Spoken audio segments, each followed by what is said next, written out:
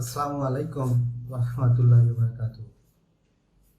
প্রিয় শিক্ষার্থীবৃন্দ, আজকে আমি এসএসসি সাধারণ গণিত অর্থাৎ নবম দশম শ্রেণীর সাধারণ গণিত এর চতুর্থ অধ্যায় সূচক এর অনুশীলনী 4.1 থেকে অনুশীলনী 4.1 থেকে তোমাদের অধ্যায়ভিত্তিক যে অঙ্কগুলো আছে সেই অঙ্কগুলো আজকে সলভ করব। আমি গত পর্বে তোমাদের সাথে এই অধ্যায়ের সূত্রগুলো এবং দুটি ম্যাথ করে দিয়েছিলাম। আজকে আমি আর কয়েকটি ম্যাথ এই ভিডিওতে করব। তো দেখো, এই যে 3 নম্বর গাণিতিক সমস্যাটি আমরা প্রথমে এইটি সলভ করব। তো প্রথমে আগে আমরা অঙ্কটা উঠাই নিই। 2 ইনভার্স 1 প্লাস 5 ইনভার্স 1 ইনভার্স 1। এখন এখানে লক্ষ্য করো ইনভার্স, তাহলে আমি এখানে তোমাদের সূত্রটা লাইনে লিখতেছি। a ইনভার্স 1 অর্থ হচ্ছে 1/a। তাহলে যদি 2 কে আমরা a ধরি তার 1 ইনভার্স 1 হয়, তাহলে আমরা লিখব 1/2।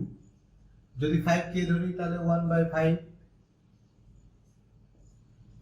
প্রিয় শিক্ষার্থীবৃন্দ, খেয়াল করো এখন আমাদের এখানে কি হচ্ছে, এটা আমাদের একটা ভগ্নাংশের যোগ। তো ভগ্নাংশের যোগ আমরা করতে তো অবশ্যই পারি। তাহলে ভগ্নাংশের যোগ অনুপাতে আমরা এখানে কি করব, এবার এই যে 2 এবং 5 এর লসাগু কত হবে, 10। তাহলে আমরা 2 দিয়ে 5 কে যদি ভাগ করি তাহলে কত হবে, 5 প্লাস 2 দিয়ে 5 দিয়ে 2 কে ভাগ করলে হবে 2, ইনভার্স হচ্ছে 1। তো এখন লক্ষ্য করো 5 আর 2 যোগ করলে কত হবে, 7 ডিভাইডেড 10, ইনভার্স হচ্ছে 1। তাহলে আমরা যদি আবারও সেই ফর্মুলাতে যাই, এবার আমরা তাহলে কি লিখবো, 1/7/10। তাহলে এখন প্রিয় শিক্ষার্থীবৃন্দ, এখানে আমাদের এটাকে কি ধরে নিতে হবে, নিচে এটা একটা ভগ্নাংশ, উপরে এটা একটা ভগ্নাংশ। যদি দুটো ভগ্নাংশ এরকম দুটো ভগ্নাংশ ভাগাকারে থাকে, তাহলে আমাদের এই ম্যাথটা আমরা কিভাবে সলভ করব, এদেরকে আগে আমাদেরকে গুণ আকারে নিয়ে আসতে হবে। এই ভগ্নাংশ দুটোকে আমাদের গুণ আকারে নিয়ে আসতে হবে। তাহলে আমি এখানে কি করব, 1 এর নিচে আরেকটি 1 লেখার প্রয়োজন নাই। তারপর এখানে গুণ চিহ্ন দিব। গুণ চিহ্ন দিয়ে আমি নিচের 10টাকে উপরে নিয়ে যাব, অর্থাৎ হরটাকে উপরে নিয়ে গেলাম এবং লবটাকে নিচে নিয়ে আসলাম। তো এখন দেখো 1 দিয়ে যদি আমি এই সংখ্যার সাথে গুণ করে দিই, তাহলে আমি এখানে কত পাবো, 10/7। তো এইটি হচ্ছে আমাদের 3 নম্বর গাণিতিক সমস্যার সমাধান।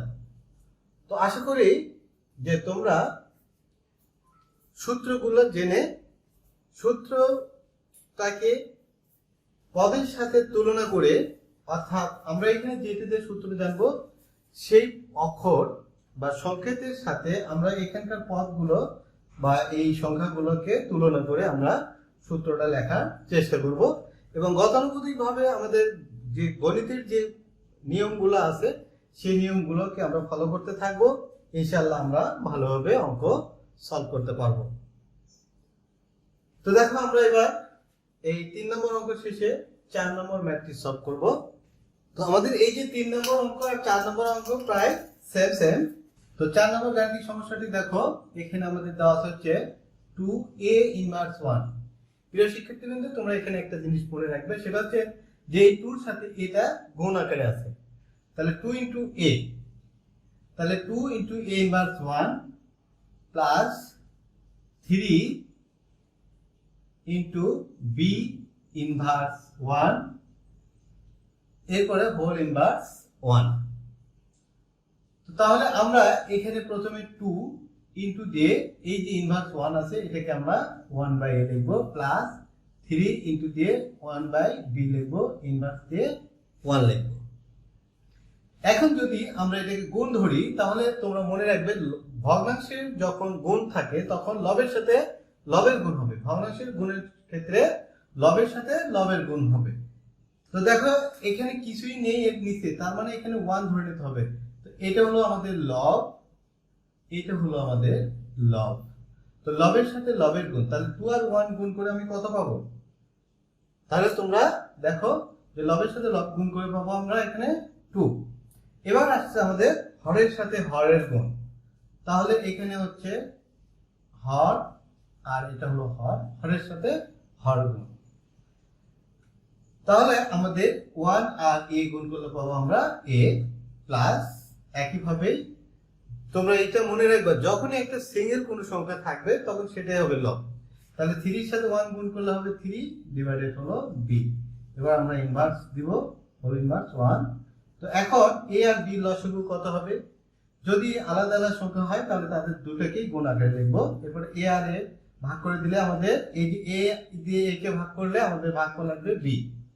তোমরা মনে রাখবে যে দুইটা গুণনীয়কের যদি একটা সাধারণ গুণনীয়ক, দুটি গুণনীয়কের যদি একটা সাধারণ গুণনীয়ক দ্বারা ওই দুটো গুণনীয়ককে ভাগ করা হয় তাহলে ওই দুইটা গুণনীয়কের যেটি সাধারণ গুণনীয়কের সাথে মিলে যাবে সেটা বাদ দিয়ে অপর গুণনীয়কটি হবে ভাগফল। জাস্ট লাইক এই দেখো 3 এবং এখানে এই যে দুটো গুণনীয়কের এটা একটা গুণনীয়ক, তাহলে এই দুটো মনে করো আমাদের সাধারণ বা মিলে গেছে, তাহলে এইটা হবে আমাদের ভাগফল।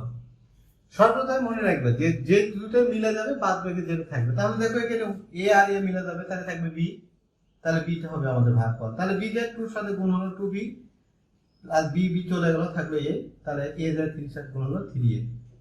এবার আমরা হোল ইনভার্স 1 দিলাম।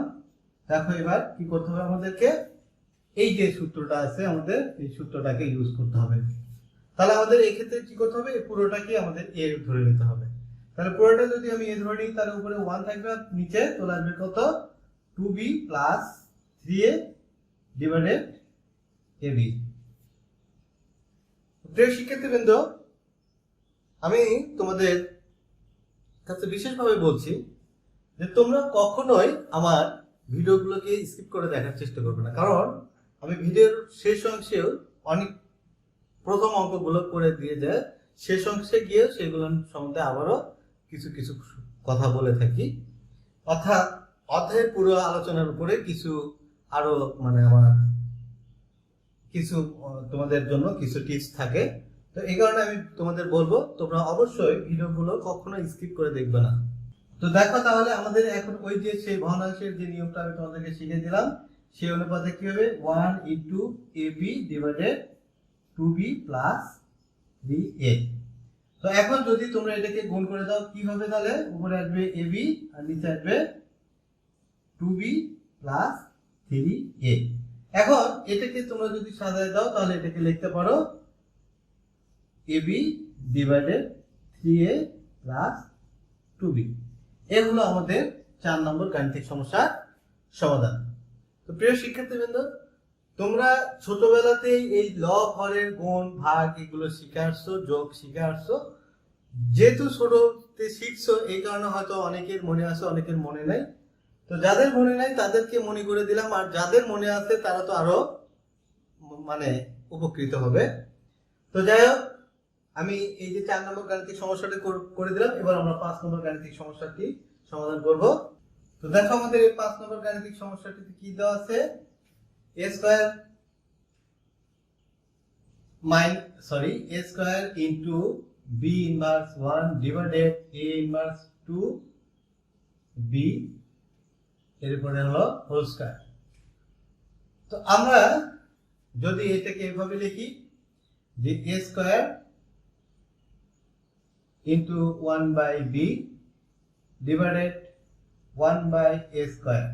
প্রিয় শিক্ষার্থীবৃন্দ, আমি এটাকে তোমাদের আরেকটু সহজ করে দেওয়ার জন্য সহজ একটা পদ্ধতি আমার মনে পড়লো মাথায়। দেখো এই যদি আমরা এইভাবে করি যে এই দুটো যেহেতু ভাগ আকারে আছে, তোমাদেরকে যে সূত্রটা শিখেছিলাম a to the power m divided a to the power n যদি হয় তাহলে ভাগ আকারে থাকলে পাওয়ার কি হবে, বিয়োগ হয়ে যাবে। তাহলে দেখো a আর a ভাগ আকারে আছে, তাহলে 2 মাইনাস, এখানে আমরা তাহলে এই যে মাইনাস আর সূত্রের মাইনাস দিয়ে আমরা প্লাস 2 করে দিব। তারপরে b মাইনাস সূত্রের মাইনাস দিয়ে আমরা এখানে মাইনাস করে দিব, সরি -1 দিব, এরপরে স্কয়ার দিব। তো তাহলে এখানে তোমরা খেয়াল করো যে a এর পাওয়ার কত হচ্ছে a টু দ্য পাওয়ার 4 আর b এর পাওয়ার হচ্ছে -2। তো এরপর আমরা বর্গ দিলাম। তাহলে এখন দেখো a এর পাওয়ার হচ্ছে কত আমাদের 8, a টু দ্য পাওয়ার 8 আর b b এর পাওয়ার হচ্ছে b মাইনাস 4। তো যদি তোমরা মনে করো যে আমরা স্যার নিচে দিয়ে লিখবো, তাহলে তোমরা এইভাবে লিখতে পারো 1 বাই, বা একবারে এভাবেও লিখতে পারো b টু দ্য পাওয়ার 4। এটাও তোমরা অ্যান্সার দিতে পারো। তো আমি তোমাদেরকে বিগত অঙ্কগুলোতেও বলেছি অঙ্কের অনেক নিয়ম আছে, অনেকে অনেকভাবে অঙ্ক করে। তো তোমরা মোটামুটি যে কটি অঙ্ক বা যেগুলো নিয়ম দেখবে তোমাদের কাছে যে নিয়মগুলো সহজ মনে হবে, তোমরা সেই নিয়মগুলোতেই অঙ্ক করার চেষ্টা করবে। তো দেখো, এবার আমরা 6 নম্বর গাণিতিক সমস্যাটির সমাধান করব। তো এই 6 নম্বর গাণিতিক সমস্যাটি দেখো, এখানে দেওয়া আছে আমাদের x ইনভার্স 1 ইনটু y, এরপরে y ইনভার্স 1 ইনটু z, এরপর হলো z ইনভার্স 1 ইনটু x।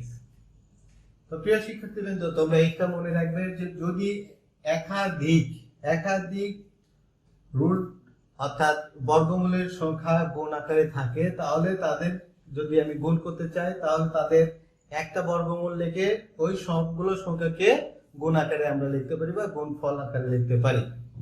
তো দেখো, এখানে আমি তাহলে কি করলাম, এটাকে একবারে লিখে দিলাম, একবারে বর্গমূল দিলাম, এরপরে x ইনভার্স 1 ইনটু y, এরপরে y ইনভার্স 1 ইনটু z, এরপর z ইনভার্স 1 ইনটু x।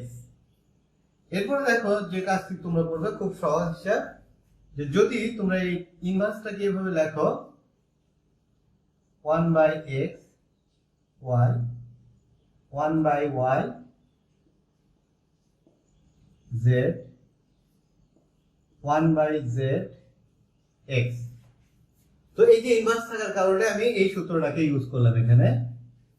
তো এখন দেখো আমাদের কি হবে, এখানে লব হর, এখানে লব হর, এখানে লব হর কেটে গেল, তাহলে থাকলো কি ভিতরে 1, তাহলে 1 এর বর্গমূল মানে 1। তো এটি হলো আমাদের 6 নম্বর প্রশ্নের অ্যানসার।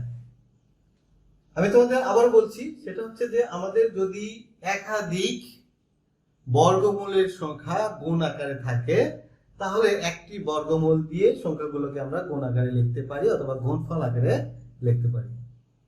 তো সেই অনুপাতে আমি একটি বর্গমূল দিয়ে আমি এই সংখ্যাগুলোকে এখানে গুণ আকারে লিখেছি, তারপরে আমরা পর্যায়ক্রমে গুণফলের থেকে বর্গমূল করে আমরা মানটা নিয়ে এসেছি। তো এই হলো আমাদের 6 নম্বরের অঙ্ক। এবার আমরা 7 নম্বর গাণিতিক সমস্যাটি সমাধান করব। তো দেখো, আমাদের 7 নম্বর গাণিতিক সমস্যাটিতে আছে 2 two the power n plus 4 minus 4 into 2 to the power n plus 1 divided 2 to the power n plus 2 ভাগ হচ্ছে 2। তো প্রিয় শিক্ষার্থীবৃন্দ, আমরা এখানে আমি গাণিতিক সমস্যাটিকে আমি 2-3টা নিয়মে তোমাদের এখানে দেওয়ার চেষ্টা করব। দেখো, ফার্স্ট নিয়মে আমি এখানে কি করলাম, 2 to the power n plus 4 বিয়োগ এই যে 4 আছে, এই 4টাকে যদি আমি ভাঙাই তাহলে পাবো এরকম into 2 power n plus 1 divided 2 to the power n plus 2, আর যেহেতু এটা ভাগ আছে সেই জন্য পাওয়ার একটা মাইনাস করে দিলাম। তো লক্ষ্য করো যে আমাদের এখানে যেহেতু ভাগ আছে সেই জন্য একটা পাওয়ার অর্থাৎ 1, এর নিচে 1 আছে, 1 আমরা বিয়োগ করে দিলাম। তো এখন আমাদের এখানে এটা কত হবে, 2 to the power n plus এখানে আমরা লিখে দিব 1 প্লাস 3 বিয়োগ এখানে দেখো 2 to the power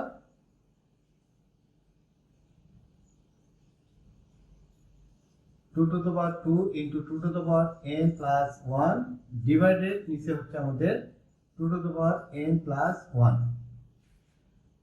তো এখন আমরা যদি এখানে এটাকে ভেঙে দিয়ে এভাবে লিখতে পারি 2 to the power n plus 1 into 2 power 3 minus 2 power 2 into 2 to the power n plus 1 divided হচ্ছে 2 to the power n plus 1। তো এখন উপরে আমাদের 2 to the power n plus 1 এটা কমন যদি নেই আমি, তাহলে উপরে আমি পাচ্ছি 2 power 3 minus 2 power 2 ডিভাইডেড নিচে আমি পাচ্ছি 2 power n plus 1। তো এখন এই যে 2 পাওয়ার n, প্রিয় শিক্ষার্থীবৃন্দ, তাহলে আমরা কি করলাম, 2 two the power n plus 1 divided 2 two the power n plus 1 এগুলো কেটে দিলাম। কেটে দেওয়ার পরে এখন দেখো এখানে 2 পাওয়ার কত আছে 3, তার মানে এটা হচ্ছে কত 8 মাইনাস 2 পাওয়ার কত আছে 2, তার মানে এটা 4 ইকুয়াল টু কত হচ্ছে তাহলে 4। এটি হলো আমাদের 7 নম্বর গাণিতিক সমস্যার সমাধান। প্রিয় শিক্ষার্থীবৃন্দ, আমি তোমাদের এখানে আবারও বলছি, দেখো যে এই অঙ্কটা আমরা কি করলাম, প্রথমে যে এই যে 4 ছিল, আমি 4 এর উপরে 4টাকে ভাঙায় 2 পাওয়ার 2 করেছিলাম। এরপরে দেখো আমাদের এখানে এসে যে কাজটি আমরা করলাম সেটা হচ্ছে যে এই যে নিচে আমাদের 2 two the power n plus 1 আছে, এখানে আমরা এই জন্য এই যদি 4 কে ভাঙায় তাহলে 2n প্লাস 1 প্লাস 3 এভাবে লিখতে পারি। যেহেতু তোমাদের জানা আছে যে গুণের সময় পাওয়ার যোগ হয়েছে, সুতরাং আমরা এই বেস 3 ধরলাম, 2 ধরলাম আর এই পাওয়ার 3 নিয়ে আসলাম এবং সেটাকে আমি গুণ আকারে লিখে রাখলাম। তো তাহলে আমাদের এইভাবে আমরা এই পদ্ধতিতে অঙ্ক করতে পারি। এরপর দেখো আমি এটা আরেকটি পদ্ধতিতে তোমাদের করে দেখাই।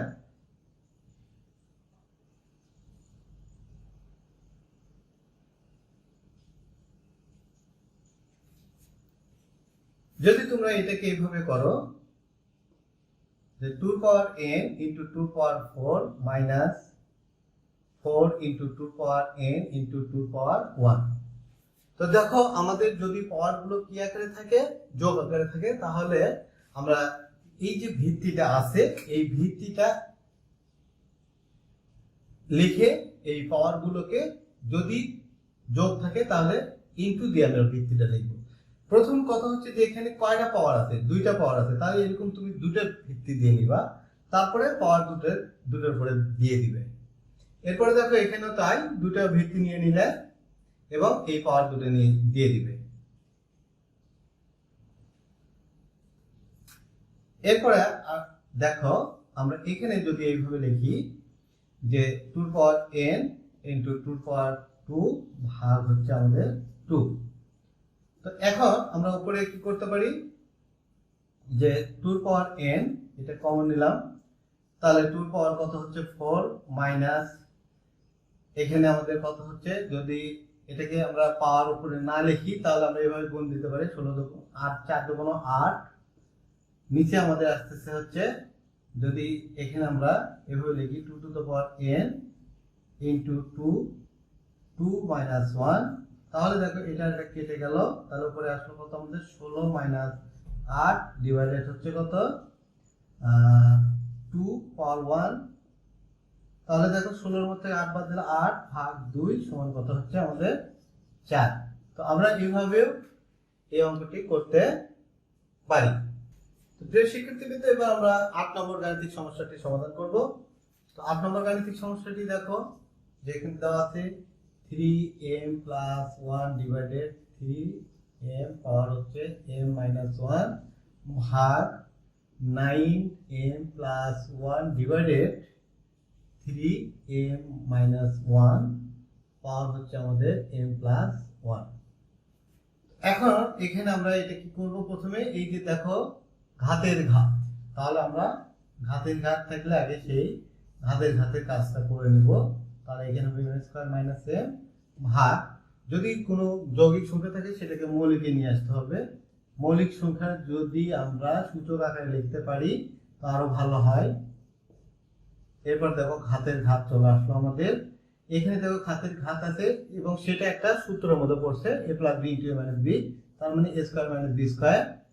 এখন এখানে দেখো বেস দ্বয় যদি এক হয় এবং ভাগ আকারে থাকে তাহলে পাওয়ার গুলো বিয়োগ হবে। একটা বেস লিখলাম, পাওয়ার লিখলাম, বিয়োগ দিয়ে নিচে পাওয়ার দুটো লিখবো, তাহলে বিয়োগ দেওয়ার কারণে এখানে দেখো মাইনাসটা প্লাস হয়ে যাবে। এরপরে আমরা এখানে ভাগ দিয়ে কি করবো, এই যে ঘাতের ঘাত এটাকে আগে প্রথমে কাজ করে নিব, 2m প্লাস 2 ডিভাইডেড হচ্ছে কত 3 পাওয়ার m স্কয়ার মাইনাস 1। তো এখানে লক্ষ্য করো যে এই m আর m তার মানে কি 3 পাওয়ার 2m plus 1 minus m square ভাগ, এখন এখানে দেখো দুইটা বেস এক আকারে একই মানে এক জাত, তাহলে আমরা একটা লিখে পাওয়ার কি করব বিয়োগ করে দিব। প্রিয় শিক্ষার্থীবৃন্দ, তোমরা ইচ্ছা করলে এখানে ক্যালকুলেশন করে আসতে পারো অথবা এই দুটো একবারে বিয়োগ করতে পারো। তাহলে দেখো আমি একবারই করতেছি, 2m minus plus 1 minus M square minus 2m minus 2 plus M square minus 1। তাহলে দেখো এই যে প্লাস 2m মাইনাস 2m কেটে গেল, plus M square minus M square কেটে গেল, এবারে মাইনাস 1 প্লাস 1 কেটে গেল, থাকলো কি 3 ইনভার্স 2। তাহলে 3 ইনভার্স 2 মানে কি 1 বাই 3 এর উপরে স্কয়ার। তো 1 বাই 3 এর উপরে স্কয়ার মানে হচ্ছে 1 বাই 9। এটি হলো আমাদের 8 নম্বর গাণিতিক সমস্যার সমাধান। তো প্রিয় শিক্ষার্থীবৃন্দ, এখানে আমি তোমাদের যে মানে গাণিতিক সমস্যাটা সমাধান করতে যে সূত্রগুলো প্রয়োগ হয়েছে, আমি সূত্রগুলো বলে গেছি তোমাদেরকে, আবারও তোমাদেরকে আবার বলতেছি। দেখো যে এটা আমাদের ঘাতের ঘাত, যদি ঘাতের ঘাত থাকে তাহলে আমরা গুণ করে দিব। আমি এটা দিয়ে এটাকে গুণ করতে পারি, অথবা এই পাশ থেকে এখানে গুণ করতে পারি। তাহলে ভিতরটা দিয়ে গুণ করে দিই, তাহলে m দিয়ে m এর সাথে গুণ করলে m স্কয়ার, m দিয়ে 1 এর সাথে গুণ করলে হচ্ছে m।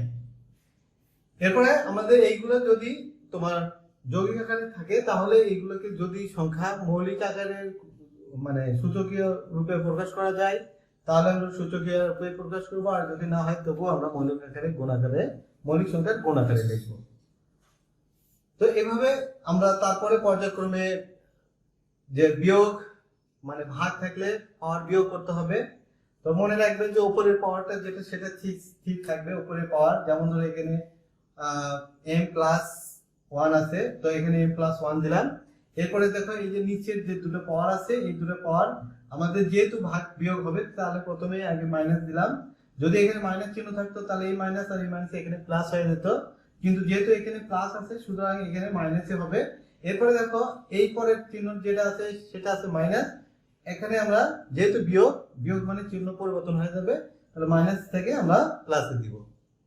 প্রিয় শিক্ষার্থীবৃন্দ, আমরা একটা জিনিস তোমাদের অনেক সময় দেখি, তোমরা এই ভুলগুলো করো, যে প্লাস মাইনাসে মাইনাস বা মাইনাস মাইনাসে প্লাস, এগুলো যোগ বিয়োগের সময় বলে দাও, কিন্তু আসলে না। বিয়োগের সময় তোমাদের বিষয়টা হচ্ছে যে নিচে যেটা দ্বারা বিয়োগ করবে তুমি, সেটার চিহ্ন তোমাকে পরিবর্তন করতে হবে, যেটা দ্বারা বিয়োগ করবে।